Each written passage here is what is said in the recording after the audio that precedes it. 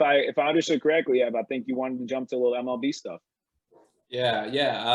I think we should touch on it quickly. I mean, obviously the big news right now is the MLB really starting to crack down on their quote unquote sticky substances, which has created a lot of buzz lately. So they just announced that anyone, I guess, that's caught with, using any pitchers caught with using some kind of sticky substance get a 10-game suspension. And perhaps more importantly, the team can't fill that roster spot over those 10 games. So they have to play roster spot short. Is the big news. They get paid though. Yeah, they do get paid, which is like the loss of a roster spot to the team is huge, but they're still getting paid. Garrett Cole, who we all know has been cheating for years. Obviously, he's an Astros guy. Awful interview.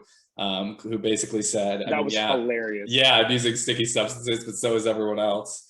And the big thing I wanted to ask you today, I don't know if you saw Glasnow's comments. I don't know if it was last night or today.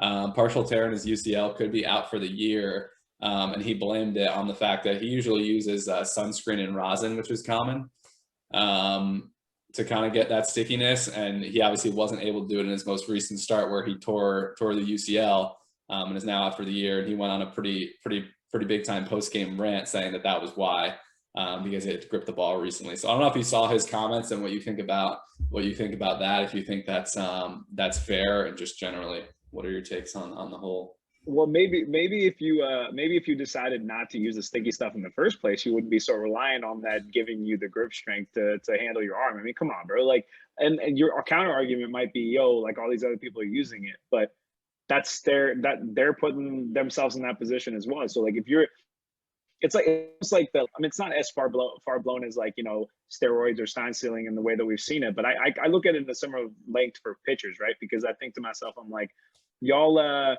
giving yourself an advantage. And if you're complaining that you're not allowed to have that advantage because people are doing it around you, that's like saying like, oh, like they drank when they were 18, so I should be allowed to drink when I'm 18. I mean, come on, like I don't buy that at all. I'm like, yeah, okay, maybe it wasn't as good for you to grip the ball. That's not why you tore your UCL like in one start later, bro. It's like, come on, like I don't buy into the fact that in that short period of time in which you weren't able to use sunscreen rosin that happened. Like, if you are a great pitcher, go out there and pitch without the sticky stuff, and don't blame your injuries on the fact that you were cheating before and you're not allowed to cheat anymore. I mean, come on, that is so ridiculous to me. And I like Glass, and I think he's so fun to watch. Like, and I wish him the best. I don't want to see him out. Like, I'm not big on that whole methodology, right? Like, even if it's players that we do like, it's like, learn how to be good without cheating. Like, that's really how I look at it. Like, if we're gonna blame people for sign stealing, we need to blame them for the sticky stuff too. It's the same situation in the sense of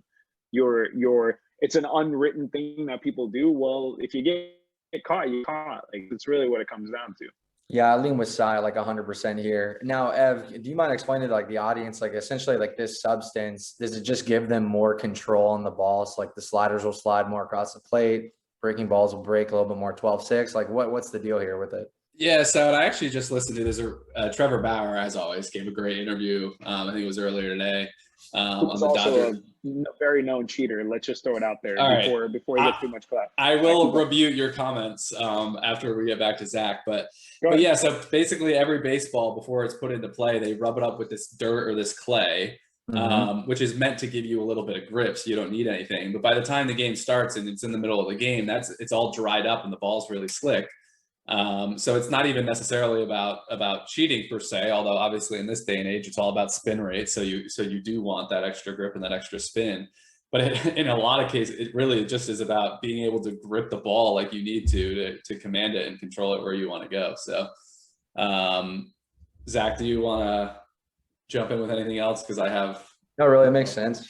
Yeah, but I want you and Sai to go toe to toe. Let's clarify something before we get into this. Evan and Alex are like the biggest Trevor Bauer stands that aren't like, Dodgers fans or fans of his before. So let's make sure the bias is out there before Evan makes his defense. And now go ahead, Ev. All right, yeah. So my initial reaction to Glasnow's comments specifically was kind of like, all right, dude, that's like, but the more you think about it, the timing of it all, like literally his first start after he has to completely change up how he pitches. And using the word cheating is interesting because this is actually a written rule. Unlike some of the unwritten rules, this is in the rule book that you can't use any kind of other sticky substance. But it's been in the rule book for 100 years and it's never been enforced. So the MLB all of a sudden in the middle of the season decides to change that. And yes, there's an element of, okay, well, you've been cheating, even though it's not enforced. So you shouldn't be that mad about having to stop. But it's like, it's so embedded in the game, and these guys going up through the minor leagues, that's always how they've done it. So for them to have to do it, they do it in the middle of a season is a little crazy to me, which was Bauer's main point. And for the record, Bauer is spot on here. He actually wants them to enforce this. He's been asking them to enforce this for multiple years. But his point now is it's like, you're going to change it in the middle of the season. Like that just doesn't make any sense with all these loopholes they still have out there. Like the sunscreen one, it's like, well, I have to be wearing sunscreen. And like the pine tar thing is hilarious too, because it's like, so hitters can do whatever they want basically to get extra grip on the bat, but pitchers can't. Like it's kind of a double standard there too, which is pretty interesting. And he made the joke about, so like Justin Turner's a guy that like really pine tars up his bat. So Justin Turner goes out, hits a home run, comes back in the dugout, gives Trevor Bauer a high five. Oh, he's got the pine tar on his hand. Like, what is he going to do now? He's got to go wash his hands, like somewhat facetiously. But it's like, there's all types of loopholes that the MLB just chose not to figure out. And the ironic part is when they take away that roster spot, then you have pitchers that are overworked because they can't compensate for that. And then that brings up injury risk. So it's just like, again, like Trevor said, I'm all for them enforcing it. I think it's good. But like, it's just a complete mess as it always is with the MLB and how they go about their business. So. Well, here's what I'll say. I think timing wise, it's not great. Like I'm with you there. Like it would have been much better if they enforced it at the beginning of the season or after, but at some point it had to be enforced. And like, cool. I'm glad you're on that train, Trevor Bauer. But if we're going to talk about double standards, like let's not pretend like he doesn't have some hypocrisy in the things that he does. And I'm not trying to like, I'm not going to make this all a roast session on Trevor Bauer, but this dude has been using sticky stuff. He's been well, but they all like pretty much they all do. Like, no, it's not all of them. A lot of them do. I'm not disputing. A lot of them do. But if you're going to go out and be like, oh, I want the MLB to enforce it, and you're still going to use it, like, come on, bro. Like, I'm not gonna give you credit for that. Like, you go out and say a lot of stuff on Twitter, but like, stand by that, and I'll give you credit. If you haven't been using it and you're upset that other people are gaining an advantage because of it, and then you want to go out in there and call people out on it, sure. But if your argument is, oh, other people are using it, I want them to enforce it, but since other people are going to use it, I'm going to use it, I don't give you respect for that. Like, and I'm not even saying Trevor Bauer isn't a great pitcher, and I'm not even the people that use the sticky stuff aren't, like, I'm not trying to say like they're not good pitchers, but I am saying that they've used it to their benefit, so I'm not going to sit here and feel sympathy for you in that sense. Timing wise, I'm with you though, Ed. Like the way they handled it wasn't good. I don't stand by the notion of Glass now like benefit. Like I don't stand by the notion. Yeah, I know it happened in the middle of the season. However, like if you've been using it to benefit you, like you might have hurt yourself in spring training when you're trying to throw without it. It's not like the preparation time. All of a sudden, like if you've been pitching with this stuff for years, like you're going to be able to figure it out. Like if you were given more time, it happened at any point if they change the rules. So I don't know if I totally agree with that. There's a lot to it, but we can jump around. We got to switch recordings here in 5 minutes. But Zach, I wanted to get some takes on the fight card over the weekend. Adesanya, Vettori, some pretty good fights on there. What are your takes on that card, if you watched? Man, I'm just glad you didn't mention that Logan Paul Mayweather fight. I was going to, but I was like, I mean, if you got something to say on that, but it's not. Is it even worth it? Like, no.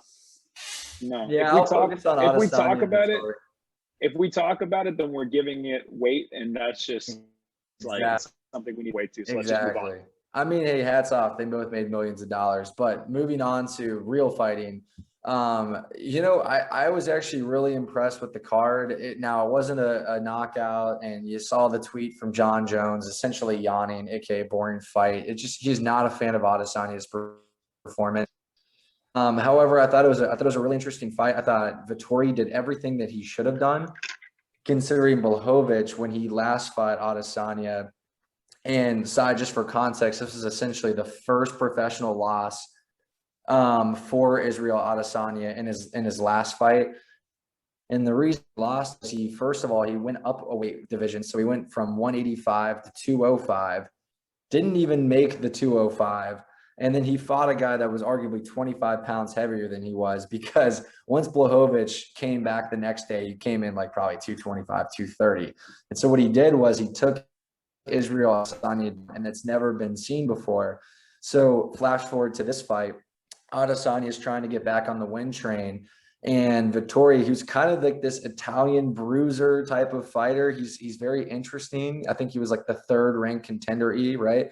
But he wanted to take the same strategy. So he, after Israel Adesanya, as he was throwing those low calf kicks, as you can see, kind of swept the leg, tucked it under, and he brought him in for a takedown. The thing is you got to give Adesanya credit. Adesanya could not stay on the ground. He was so quick to get back up to his feet and put together a brilliant performance. His combinations of just like multi-punch combinations into a nasty leg kick, missed him barely with like 2 debilitating head kicks.